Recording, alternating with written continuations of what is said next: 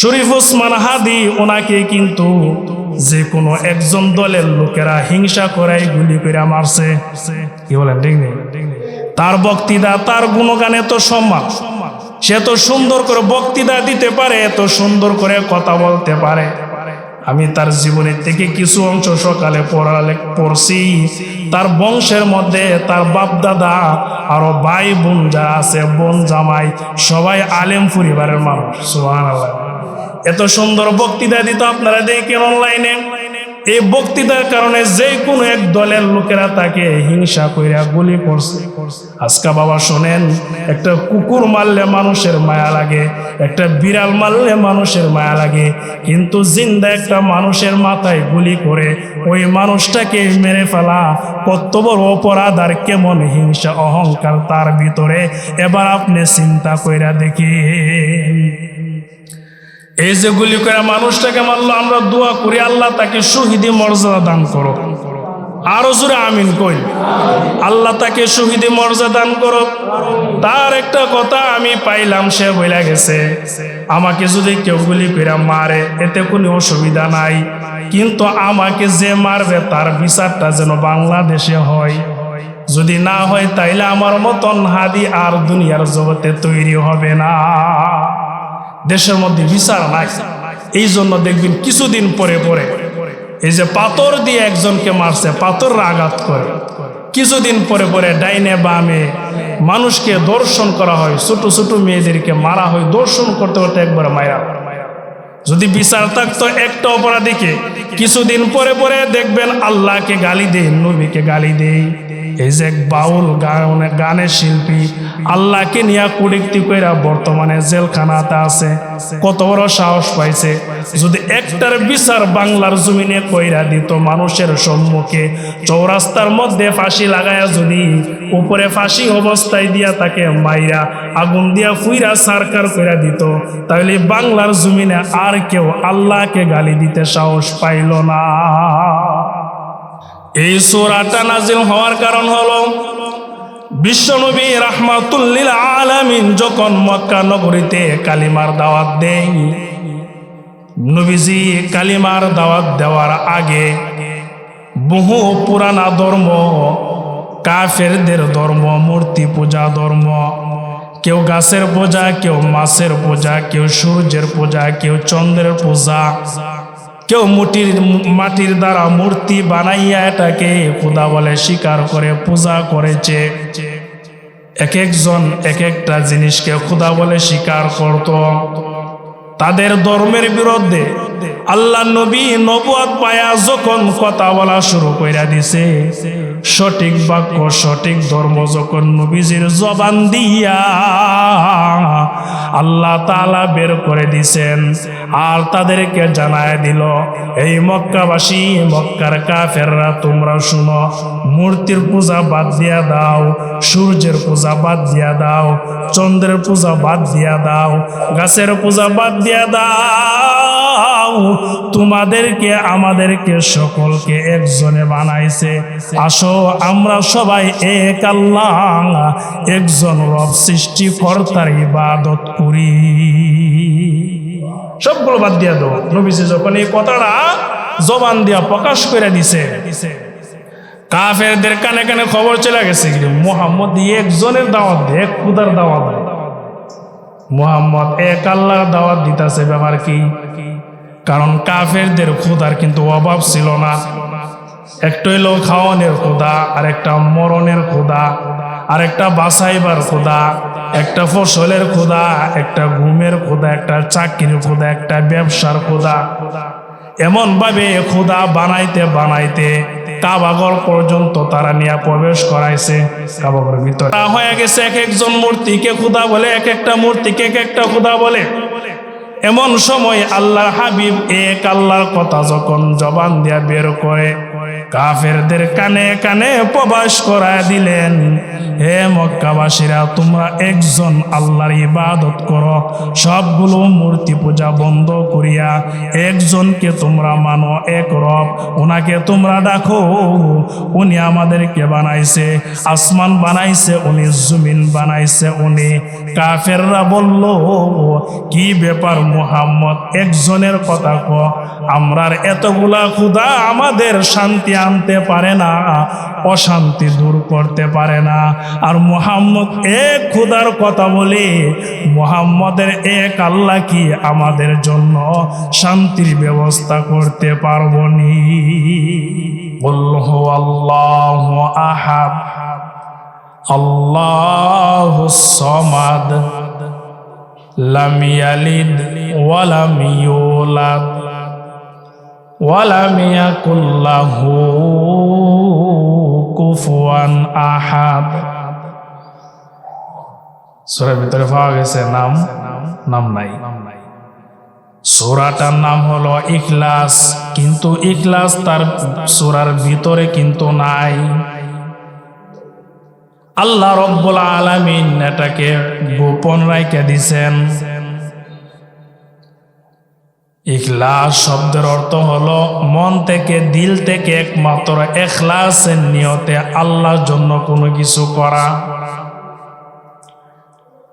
গোপন রাখার কারণ হলো আলোচনার ভিতরে বুঝে আসে, আল্লাহর কোনো একটা বান্দা যদি কোনো একটা ভালো কাজ করতে চায়, তাহলে তার মন থেকে ইখলাসের নিয়তে আল্লাহর জন্য করবে।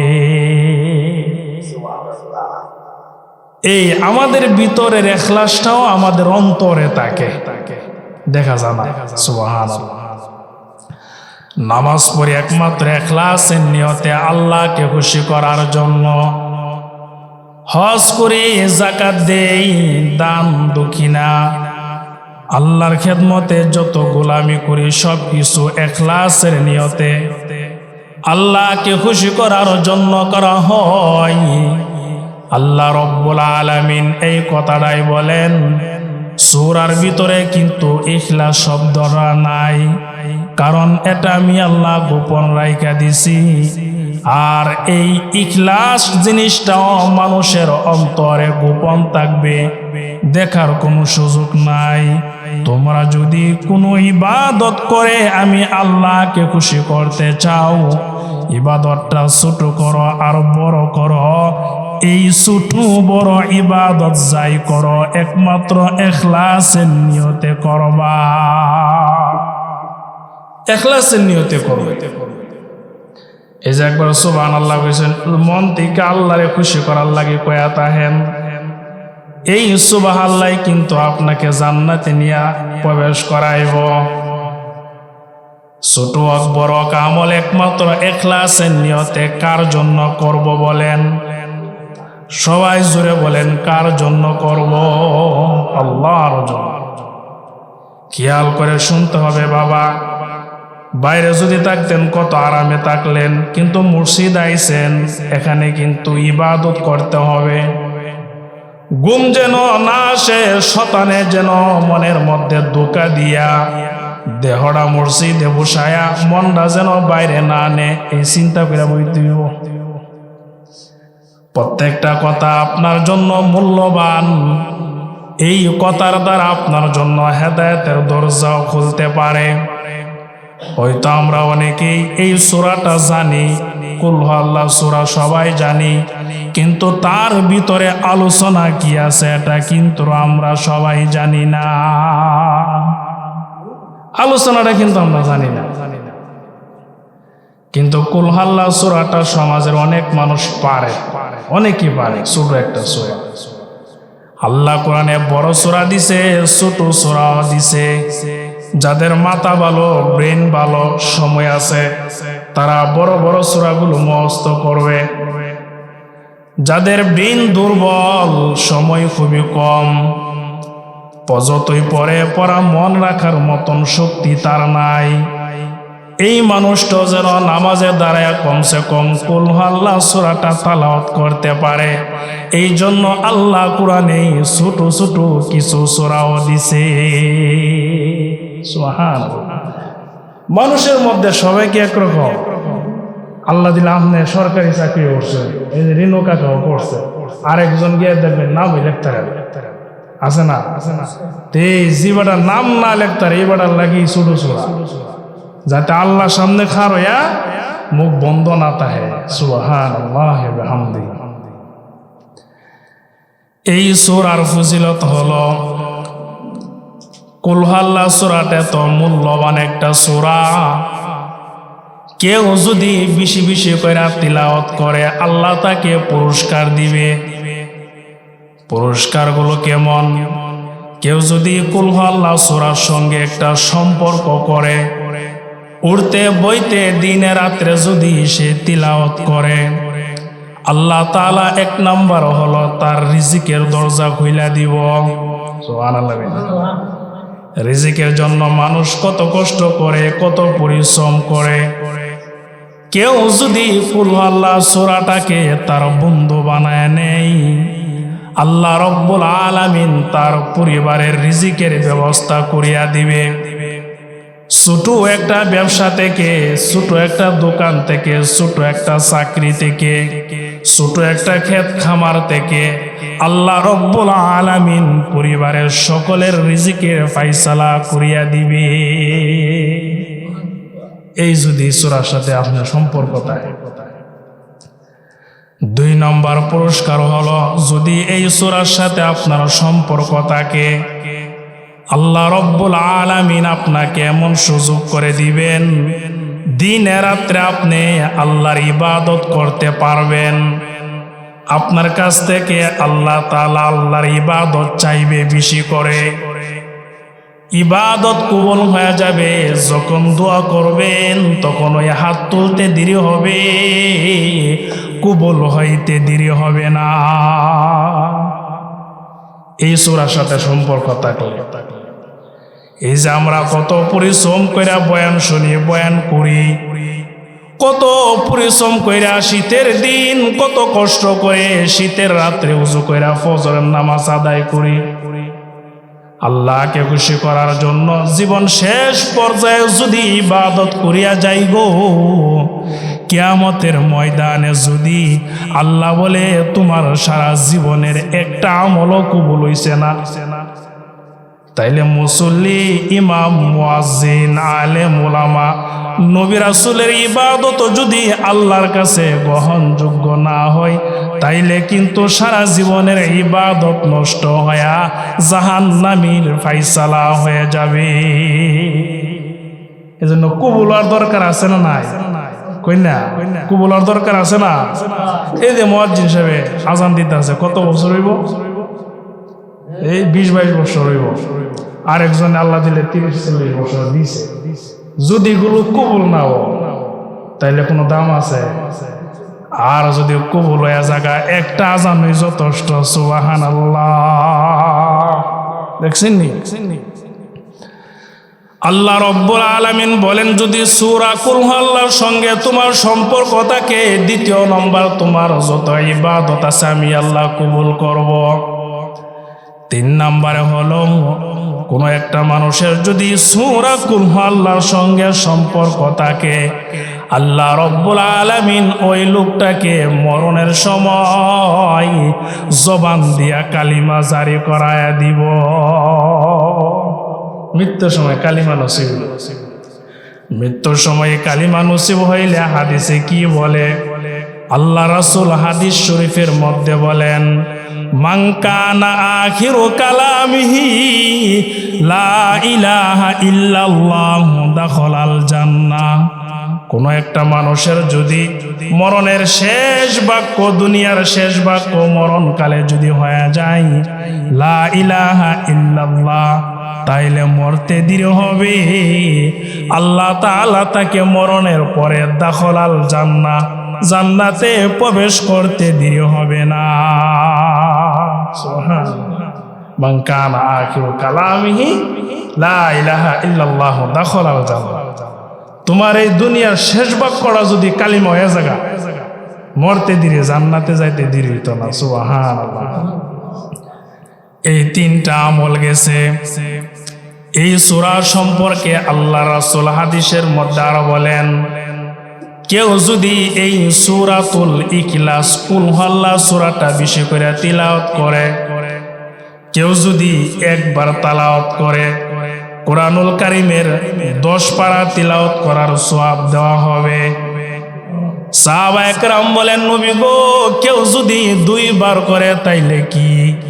আল্লাহ রাসূল বলেন, সাহাবীরা রে, কেউ যদি কুল হুয়াল্লাহ সূরাটা 2 বার তিলাওয়াত করে, আল্লাহ তাআলা কোরআনের 20 পারা তিলাওয়াত করার সওয়াব দিয়া দিব। সাহাবায়ে কেরাম বলেন, ইয়া রাসূলুল্লাহ, 3 বার তিলাওয়াত করলে কি হবে? আল্লাহ রাসূল বলেন, কেউ যদি কুল হুয়াল্লাহ সূরা 3 বার তিলাওয়াত করতে পারে, আল্লাহ রব্বুল আলামিন 30 পারা কোরআনুল কারীম খতম করিলে যেই পরিমাণ সওয়াব, আল্লাহ তার আমল নামায় এই পরিমাণ সওয়াব দান করিব। দেখছেন, জীবনে কোরআন খতম করতে পারে কিনা শিওর নাই, সন্দেহ আছে। কারণ আপনারা আমরা যে ব্যস্ত, তাইলে কোরআন কুম্বালা খতম করুন। অনেক মানুষের সারা জীবনেও এক খতম দিছে এমন ইতিহাস আছে, জীবন এক খতম দিছে না, কিন্তু সওয়াব আল্লাহ কই ঢুকায় দিছে কুল হুয়াল্লাহর ভিতরে। সুবহানাল্লাহ। আল্লাহ রাসূল সাহাবীদেরকে বলেন, ইয়া আমার সাহাবীরা, তোমরা কেউ আসনি আসমানি 104 খানা কিতাব প্রতিদিন রাত্রে খতম কইরা ঘুমাইবা? সাহাবায়ে কেরাম বলেন, আল্লাহ নবী গো, আসমানি 104 খানা কিতাব কেমন ভাবে রাত্রে বেলা পড়ব? আল্লাহ নবী ঘুমের আগে দূরের কথা, সারা রাত্র পড়ে শেষ করা সম্ভব না। নবী গো, দুনিয়াতে আসার আগে কত কিতাব আছে আল্লাহ উড়ায়া নিছে, জীবনে কোনো দিন এই কিতাবগুলো আমরা দেখিও না। তাইলে নবী কেমন ভাবে এই কিতাবগুলো তিলাওয়াত করব আমরা? আসমানি 104 খানা কিতাব তিলাওয়াত করার মতন সুযোগ আমাদের হবে না গো নবী। যদি হয় তাহলে ঘুমামু কোন সময় এতগুলা কিতাব তিলাওয়াত করিলে? ইয়া রাসূলুল্লাহ, সহজ করিয়া দেন, যেভাবে পড়লে সহজ হবে। আল্লাহ রাসূল বলেন, সাহাবীরা রে শুনো, কোরআনের মধ্যে একটা সূরা আছে, যেই সূরাটার নাম হলো ইখলাস, যেই সূরাটা হলো কুল হুয়াল্লাহ সূরা।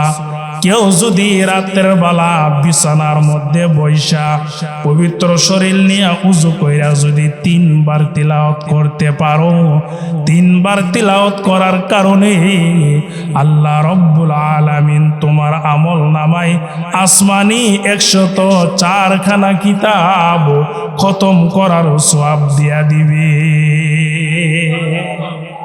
সাহাবীরা কোন নবী এমনি নি কই ভাই, যেমনি কইছেন তো ডরাই গেছি। সুবহানাল্লাহ। আল্লাহ রাসূল বলেন, সাহাবীরা শোনো, কেউ আসনি প্রতি রাত্রে কুরআনুল কারীম খতম করবা? সাহাবীরা বলেন, নবী গো, তাহলে ঘুমামু কোন সময়? এত বড় কোরআন কেমনে পড়ব? আল্লাহ রাসূল বলেন, সাহাবীরা রে, ঘুমও হবে, আমলের মধ্যে সওয়াব জমা হবে। সাহাবীরা বলেন, কেমন ভাবে গো নবী? সহজে আমাদেরকে বুঝায়া দেন। আল্লাহ রাসূল বলেন, সাহাবীরা রে, কোরআনের মধ্যে একটা সূরা আছে, যেই সূরাটার নাম হলো কুল হুয়াল্লাহ। কেউ যদি রাতের বেলা ঘুমানোর আগে 3 বার পড়তে পারো, আল্লাহ তাআলা গোটা কুরআনুল কারীম খতম করার সওয়াব দিয়া দিবে। আল্লাহ রাসূল বুঝায় দিলেন, 3 বার পড়লে খতমের সওয়াব, 2 বার পড়লে 3 বার, 3 বার 6 বার পড়লে 2 খতম। জুড়ে 3 বার 3 বার 6 বার পড়লে 3 এ 3 এ 6, আরো 3 লাগা 9 বার পড়লে, কই না করে 9 বার পড়লে আল্লাহু আকবার, আল্লাহু আকবার। জীবনে 3 খতম কোরআন পড়ন যাব। কোরআন শরীফ বিসমিল্লাহ থেকে নিয়ে সব আল্লাহ কিন্তু সোয়াব এখানে আছে। সুবহানাল্লাহ কইন না, সুবহানাল্লাহ। দানা কাহা ঘুমাইনি? হাই রে, বাড়িতে একটা বালিশ লইলে আরো সুন্দর হইলে খবর নাই। আচ্ছা যাক, কোরআনুল কারীমের সূরাতুল ইখলাস কুল হাল্লা সূরা যদি কেউ 3 বার পড়ে তাইলে এক খতম কোরআনের সওয়াব, 2 বার তিনে 6 বার পড়লে 2 খতম, 9 বার পড়লে 3 খতম, 10 বার পড়লে আরো বেশি। কেউ যদি পড়তে পড়তে 20 বার পড়ে আরো বেশি, কেউ যদি 50 বার পড়ে আরো বেশি, কেউ যদি 80 বার পড়ে আরো বেশি। আল্লাহ রাসূল বলেন কেউ যদি দিনে রাত্রে মিলায়া কুল হাল্লা সূরাটা যদি 100 বার তিলাওয়াত করতে পারে, আল্লাহ রব্বুল আলামিন তার উপর খুশি হইয়া মরতে দেরি হবে, জান্নাতের ভিতরে প্রবেশ করাইতে দেরি হবে না। 100 বার তিলাওয়াত করলে জান্নাত ওয়াজিব হয়ে যায়। সুবহানাল্লাহ। জান্নাতের ভিতরে একটা ঘর থাকবে আপনার নামে। দেইকা কইবেন আল্লাহ এটা কার ঘর? আল্লাহ কইব কুল হাল্লার বরকতে তোমার নামে বানানো হয়েছে। এই সূরাটা নাজিল হওয়ার কারণ হলো বিশ্বনবী রাহমাতুল লিল আলামিন যখন মক্কা নগরীতে কালিমার দাওয়াত দেন, নবীজি কালিমার দাওয়াত দেওয়ার আগে বহু পুরানা ধর্ম, কাফেরদের ধর্ম, মূর্তি পূজা ধর্ম, কেউ গাছের পূজা, কেউ মাছের পূজা, কেউ সূর্যের পূজা, কেউ চন্দ্রের পূজা, কেউ মাটির দ্বারা মূর্তি বানাইয়া এটাকে খোদা বলে স্বীকার করে পূজা করেছে। এক একজন এক একটা জিনিসকে খোদা বলে স্বীকার করত। তাদের ধর্মের বিরুদ্ধে আল্লাহ নবী নবুয়ত পায়া যখন কথা বলা শুরু কইরা দিছে, সঠিক বাক্য সঠিক ধর্ম যখন নবীজির জবান দিয়া আল্লাহ তাআলা বের করে দিছেন, আর তাদেরকে জানায় দিল, এই মক্কাবাসী, মক্কার কাফেররা, তোমরা শুনো, মূর্তির পূজা বাদ দিয়া দাও, সূর্যের পূজা বাদ দিয়া দাও, চন্দ্রের পূজা বাদ দিয়া দাও, গাছের পূজা বাদ দিয়া দাও। তোমাদেরকে আমাদেরকে সকলকে একজনে বানাইছে। আসো আমরা সবাই এক আল্লাহ, একজন রব সৃষ্টিকর্তার ইবাদত করি। সবগুলো বাদ দিয়া দাও। নবীজি যখন এই কথাটা জবান দিয়া প্রকাশ করে দিছে, কাফেরদের কানে কানে খবর চলে গেছে মুহাম্মদ একজনের দাওয়াত দেয়, এক খুদার দাওয়াত দেয়। মুহাম্মদ এক আল্লাহর দাওয়াত দিতেছে। ব্যাপার কি? কারণ কাফেরদের খুদার কিন্তু অভাব ছিল না। একটা হইল খাওয়ানোর খুদা, আর একটা মরণের খুদা, আর একটা বাঁচাইবার খুদা, একটা ফসলের খুদা, একটা ঘুমের খুদা, একটা চাকরির খুদা, একটা ব্যবসার খুদা। এমন ভাবে খুদা বানাইতে বানাইতে কাবাঘর পর্যন্ত তারা নিয়ে প্রবেশ করাইছে। কাবাঘরের ভিতরে হয়ে গেছে এক একজন মূর্তিকে খুদা বলে, এক একটা মূর্তিকে এক একটা খুদা বলে।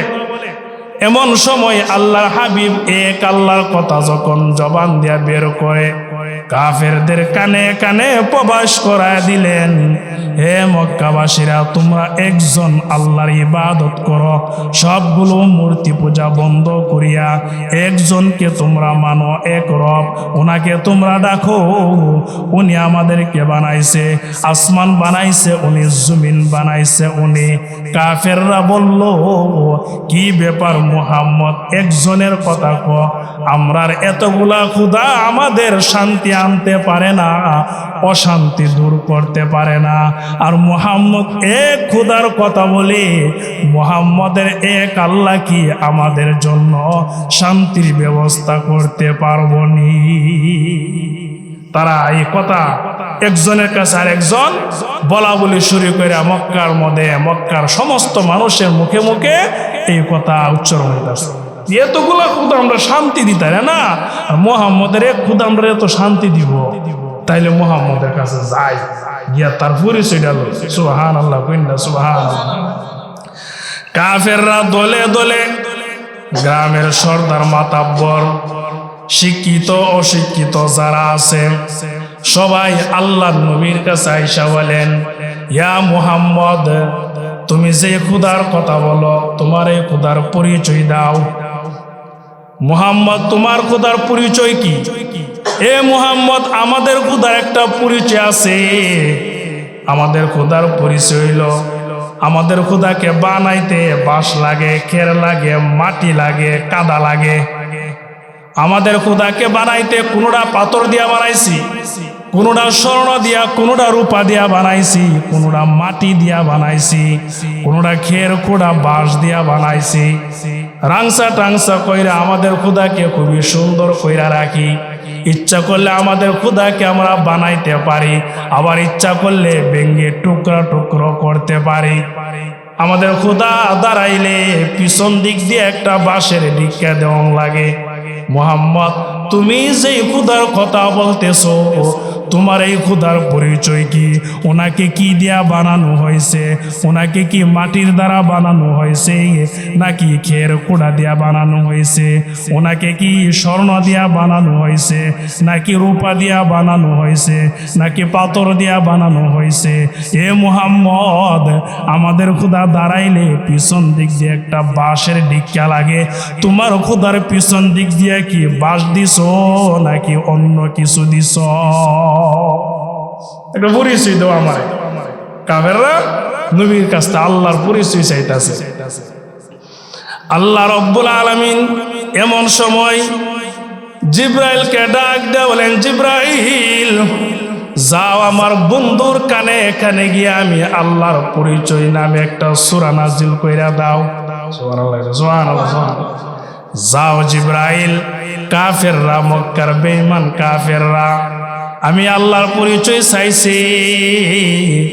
যাও জিব্রাইল, তুমি কি আমার বন্ধুকে আমার শান সম্মান অনুযায়ী আমার পরিচয় সম্পর্কে আমার বন্ধুকে সূরা ইখলাস নাজিল কইরা আমার বন্ধুকে বলিয়া দাও, আমার বন্ধু যেন কুল আল্লাহ সূরা পইরা পইরা মক্কার কাফেরদেরকে আমি আল্লাহর পরিচয় জানায়া দে। কাফেররা নবীর কাছে বৈশা রইছে। আল্লাহ নবী জিব্রাইল আইসা শোনায়া দিছে, নবীজি জবান দিয়া জিব্রাইলের জবান থেকে কানে শুইনা নিজের জবান দিয়া আবার কাফেরদেরকে শোনায়া দিছে। আল্লাহ রাসূল বলেন, এ মক্কার বেঈমান কাফেররা শুনো, এ মক্কাবাসীরা শুনো, তোমরা যারা মূর্তির পূজা করো, মাটির দ্বারা মূর্তি বানাইয়া যারা এটাকে রব বলে স্বীকার করো, তোমাদের খোদার পরিচয় তো আমাকে দিছ, এখন আমার খোদার পরিচয় তোমরা নেও। আমার খোদার পরিচয় হলো কুল হুয়াল্লাহু আহাদ। এক নাম্বার পরিচয় হলো আমার খোদা একক, যার আগেও কেউ নাই, পরেও কেউ নাই। আমার খোদার কোনো সাথী সঙ্গী নাই, আমার খোদার কোনো বন্ধু বান্ধব নাই। আমার খোদা একজনই হায়াতের মালিক, একজনই মৌতের মালিক, রিজিকের মালিক, বাঁচাইবার মালিক। আমার খোদা চাকরির মালিক, ব্যবসার মালিক, জমি জমার মালিক। এমনকি আমার এক খোদা যিনি আসমান বানাইছে, জমিন বানাইছে, কিয়ামত যিনি দিবে, তোমাকে আমাকে যিনি বানাইছে, উনি আমার একজন খোদা, যার কোনো শরীক নাই। পরিচয় নিয়ে নাও, কুল হুয়াল্লাহু আহাদ। সুবহানাল্লাহ। এক নম্বর পরিচয়, আমার আল্লাহর কেউ নাই, সাথী নাই, সঙ্গী নাই। বানাইতে মাটিও লাগে না, কাদাও লাগে না, স্বর্ণ রূপা পাথর বাঁশ খের খোদা কোনো কিছু লাগে না আমার খোদাকে বানাইতে। আমার খোদা একাই 100।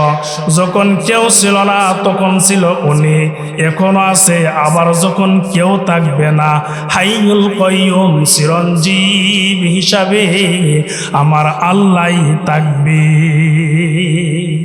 পরিচয় দিতেছে। বেঈমান কাফেররা বলে কি দিয়া বানানো হয়েছে? বলে না, কোনো কিছু দিয়া বানানো হয় না, কারণ আল্লাহ সমস্ত দুনিয়া বানাইছে। আল্লাহকে তো কোনো কিছু দিয়া বানানো হয় না, কারণ আল্লাহ এত শক্তিশালী, ক্ষমতাবান। আল্লাহর শক্তির সঙ্গে ক্ষমতার সঙ্গে দুনিয়ার কোনো রাজা বাদশারও ক্ষমতা মিল খাইবে না। উনি যদি চাই কিয়ামতের ময়দানে আদম নবী থেকে নিয়ে কিয়ামত পর্যন্ত যত মানুষ দুনিয়াতে আসছে সবাইকে জাহান্নামে দিতে পারবে, কেউ কোনো কিছু জিজ্ঞাসা করতে পারবে না। উনি যদি চাই সবাইকে জান্নাত দিতে পারবে, কেউ কোনো কিছু বলতে পারবে না। কাফেরদের প্রশ্নের জবাব নবীজি আল্লাহর পরিচয় দিয়া দিছেন। আমার আল্লাহকে কোনো কিছু দিয়া বানাইতে হয় না।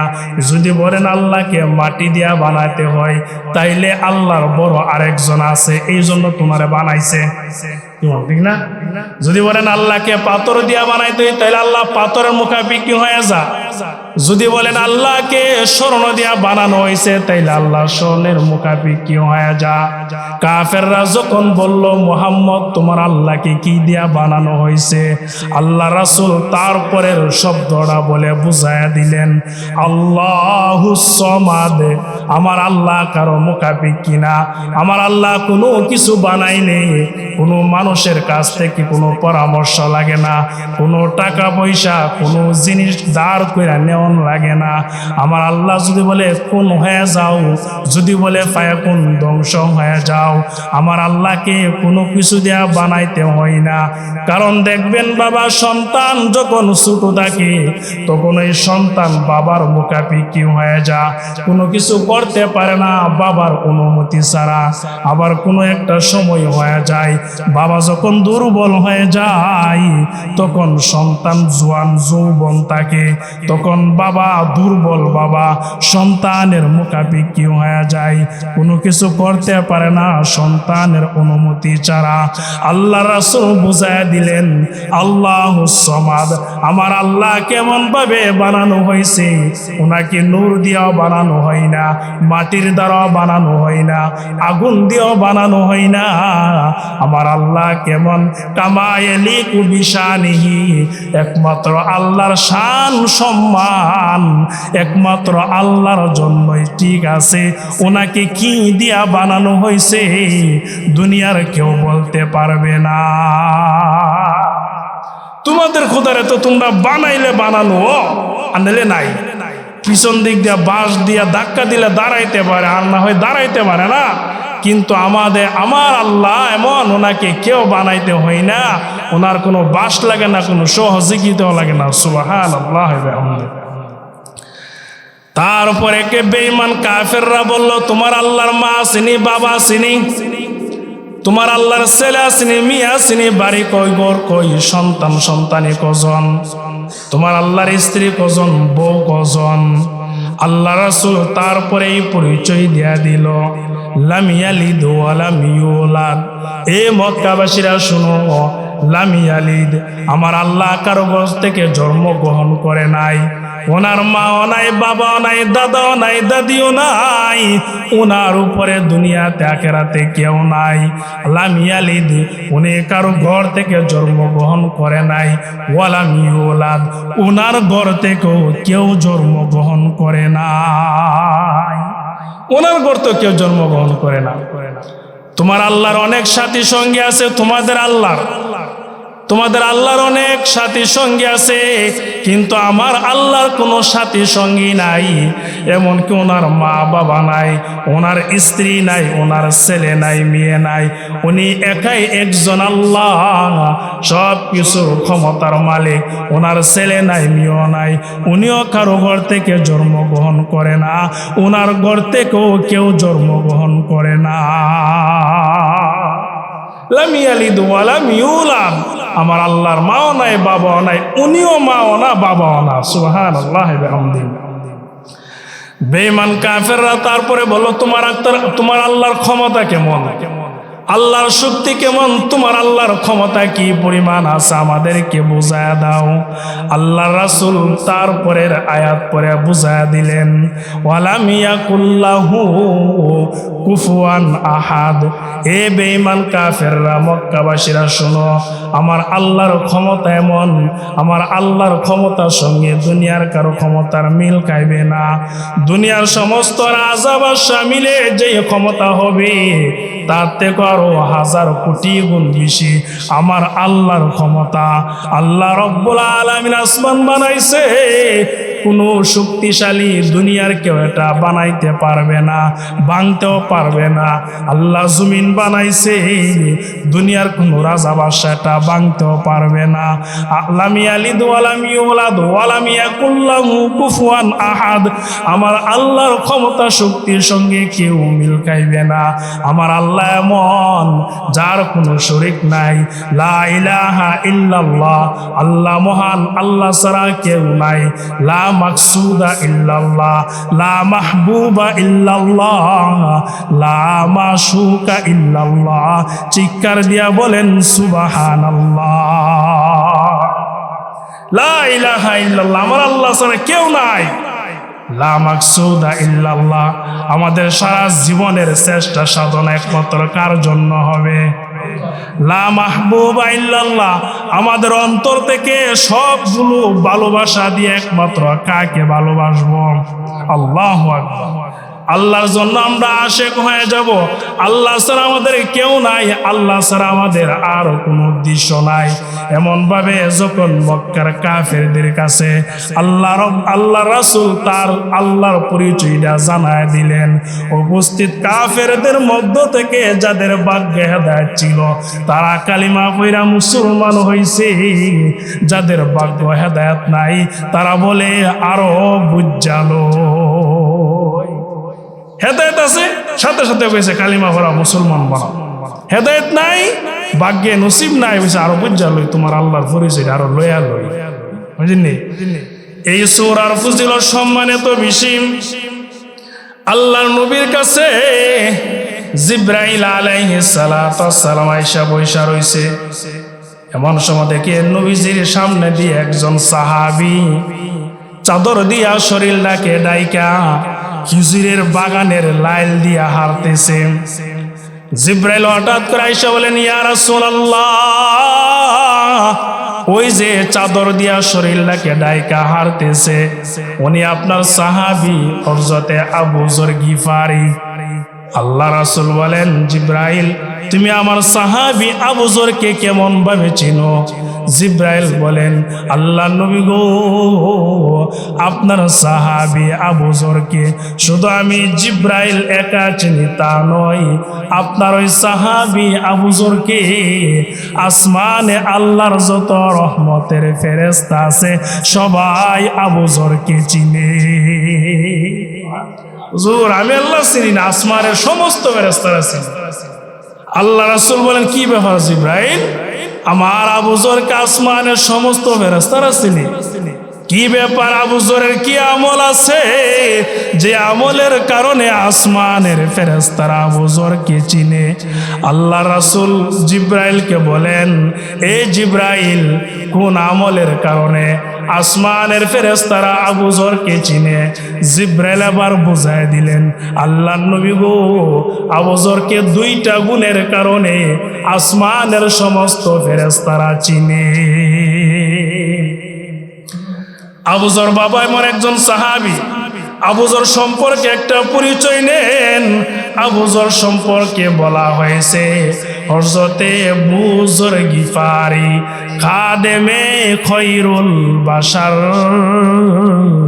হযরতে আবু যর গিফারি খাদেমে খৈরুল বাশার, খিদমত মে জিंदगी भर ना बनाया अपना घर।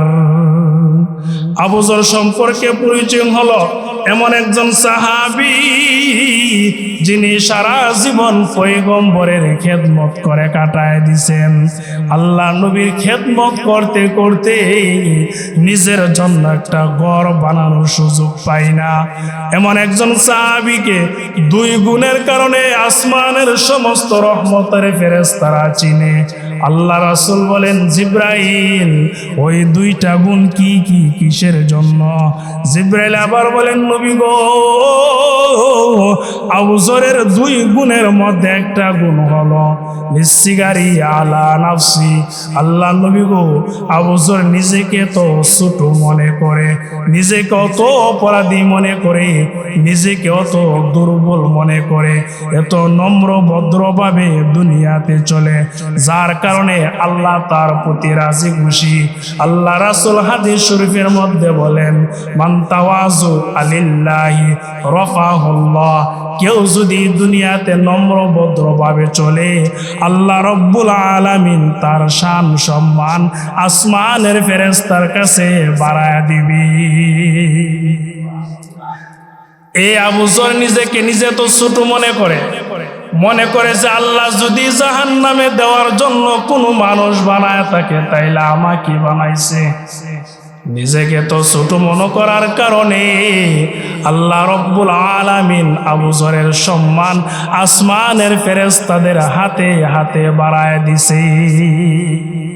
লিসসিগারি আলা নাফসি, নিজেকে এত ছোট মনে করে আল্লাহর কাছে এত নম্রতার ভাবে চলে, যেমন আল্লাহ তার সম্মান বাড়ায় দিছে। আর যদি কেউ অহংকারী করে, হিংসা করে, তার বরত্ব প্রকাশ করে, এমনও কিছু মানুষ আছে জায়গা জায়গা গিয়া তার প্রশংসা, নিজের প্রশংসা নিজে করে, আসেনি এন করছে তেন করছে, এইগুলো মানুষের কাছে শুনতে ভাল লাগে না, তারপরও জোরে জোরে যাতে শুনতে বাধ্য করে। এমন যদি কেউ অহংকারী আর হিংসা করে, আল্লাহ রাসূল বলেন আগুন যেমন লাকড়িকে জ্বালায় দেয়, ঠিক অহংকার আর হিংসা মানুষকে এমন ভাবে জাহান্নামের লাকড়ি বানায় দেয়। দেশের মধ্যে আজকে অহংকার আর হিংসা হয়ে গেছে। প্রত্যেকটা মানুষ দেখবেন কোনো কিছু জানে না, তারপর তার বাপ সাপ দেখলে যেমন বোঝা যায় সে একজন বড় অফিসার। কোনো কিছু জানে না, তারপরও তার বড় তো কথায় কথায় বেড়া আমার সিনস, আমি ইমন বংশে জন্মগ্রহণ করছি। দেশের গ্রাম থেকে শহর পর্যন্ত প্রত্যেকটা মানুষের অন্তরে হিংসা। এই হিংসা কিন্তু মানুষকে জাহান্নামী বানায় দেয়। হিংসা করার কারণ ওই যে রাত্রে আজকে একজন ছেলে মারা গেছে, শরীফ ওসমান হাদি, ওনাকে কিন্তু যে কোনো একজন দলের লোকেরা হিংসা করাই গুলি করে মারছে। কি বলেন ঠিক নেই? তার বক্তৃতা, তার গুণগান এত সম্মান, সে তো সুন্দর করে বক্তৃতা দিতে পারে, এত সুন্দর করে কথা বলতে পারে। আমি তার জীবনের থেকে কিছু অংশ সকালে পড়ছি। তার বংশের মধ্যে তার বাপ দাদা আরো ভাই বোন যা আছে, বোন জামাই সবাই আলেম পরিবারের মানুষ। সুবহানাল্লাহ, এত সুন্দর বক্তৃতা দিত, আপনারা দেখেন অনলাইনে। এই বক্তৃতার কারণে যে কোনো এক দলের লোকেরা তাকে হিংসা কইরা গুলি করছে। আজকে বাবা শোনেন, একটা কুকুর মারলে মানুষের মায়া লাগে, একটা বিড়াল মারলে মানুষের মায়া লাগে, কিন্তু জিন্দা একটা মানুষের মাথায় গুলি করে ওই মানুষটাকে মেরে ফেলা কত বড় অপরাধ, আর কেমন হিংসা অহংকার তার ভিতরে। এবার আপনি চিন্তা কইরা দেখি, এই যে গুলি করে মানুষটাকে মারলো, আমরা দোয়া করি আল্লাহ তাকে শহীদি মর্যাদা দান করো। আরো জোরে আমিন কই, আল্লাহ তাকে শহীদি মর্যাদা দান করো। তার একটা কথা আমি পাইলাম, সে বইলা গেছে, আমাকে যদি কেউ গুলি করে মারে এতে কোনো অসুবিধা নাই, কিন্তু আমাকে যে মারবে তার বিচারটা যেন বাংলাদেশে হয়। যদি না হয় তাইলে আমার মতন হাদি আর দুনিয়ার জগতে তৈরি হবে না। দেশের মধ্যে বিচার নাই, এই জন্য দেখবেন কিছুদিন পরে পরে এই যে পাথর দিয়ে একজনকে মারছে, পাথর আঘাত করে, কিছুদিন পরে পরে ডাইনে বামে মানুষকে দর্শন করা হয়, ছোট ছোট মেয়েদেরকে মারা হয়, দর্শন করতে করতে একবার মারা। যদি বিচার থাকতো একটা অপরাধীকে, কিছুদিন পরে পরে দেখবেন আল্লাহকে গালি দেয়, নবীকে গালি দেয়। এই যে এক বাউল গানের শিল্পী আল্লাহকে নিয়ে কুড়িক্তি কইরা বর্তমানে জেলখানাতে আছে, কত বড় সাহস পাইছে। যদি একটার বিচার বাংলার জমিনে কইরা দিত মানুষের সম্মুখে, চৌরাস্তার মধ্যে ফাঁসি লাগায়া যদি উপরে ফাঁসি অবস্থায় দিয়া তাকে মাইরা আগুন দিয়া ফুইরা সারকার কইরা দিত, তাহলে বাংলার জমিনে আর কেউ আল্লাহকে গালি দিতে সাহস পাইল না। এগুলোর বিচার নাই দেশে। আমরা দোয়া করি আল্লাহ তারে শরীফ ওসমান হাদি তার কবরটা জান্নাতের বাগান বানায় দেখ, তার স্ত্রীকে আল্লাহ উত্তম ফায়সালা দান করুক, তার একটা ছেলে আছে ওই ছেলেটাকে আল্লাহ কবুল করুক, বলুন আমিন। আমার মুসল্লি বাবা, যুবক ভাইয়ের আমার, এই হিংসা অহংকার যদি ভিতরে থাকে তাইলে কিন্তু আগুন আল্লাহর মতো হয়ে যাবে আপনার জীবন। জিব্রাইল বলেন, নবী গো, লিসসিগারি আলা নাফসি, আবু যরকে আল্লাহ তো ভালোবাসে, নিজেকে ছোট মনে করে। 2 নাম্বার হলো লিকাসরাওয়াতি তিলাওয়াতি সূরাতুল ইখলাস। আল্লাহ নবী গো, কোরআনের মধ্যে একটা সূরা আছে, যেই সূরাটার নাম হলো সূরাতুল ইখলাস, কুল হুয়াল্লাহ সূরা। আপনার সাহাবীদের মধ্যে আবু যর গিফারি এই সূরাটাকে এত মহব্বত করে আর এত ভালোবাসে, যার কারণে আল্লাহ রাব্বুল আলামিন তার সম্মান আসমানের রহমতের ফেরেশতাদের কানে কানে পৌঁছায় দিয়েছেন। নবী গো, কিয়ামতের ময়দানে আবু যরের নামে এত কুরআনুল কারীমের খতম সূরা, কুরআনুল কারীমের খতম জমা হবে সূরা ইখলাস পড়ার কারণে। অন্য কোনো মানুষের আমল নামাই এত সওয়াব পাওয়া যাবে না। বাবার আমার দামি হয়েছে 2টা গুণে, নিজেকে ছোট মনে করার সূরা কুল হুয়াল্লাহ বেশি বেশি তেলাওয়াত করা। কুল হুয়াল্লাহ সূরাটা কঠিন নাকি সহজ আপনারা বলুন? একবারে সহজ, যার কারণে আল্লাহ তার দাম বাড়ায় দিছে। আজকে এই জুমার আলোচনার ভিতর থেকে আমরা যা বুঝলাম, কুল হুয়াল্লাহ সূরার ভিতরে অনেক ফজিলত আছে। একবার তেলাওয়াত করলে 10 পারা তিলাওয়াতের সওয়াব, 2 বার করলে 20 পারা তিলাওয়াতের সওয়াব, 3 বার করলে 30 পারা কুরআনুল কারীম খতমের সওয়াব।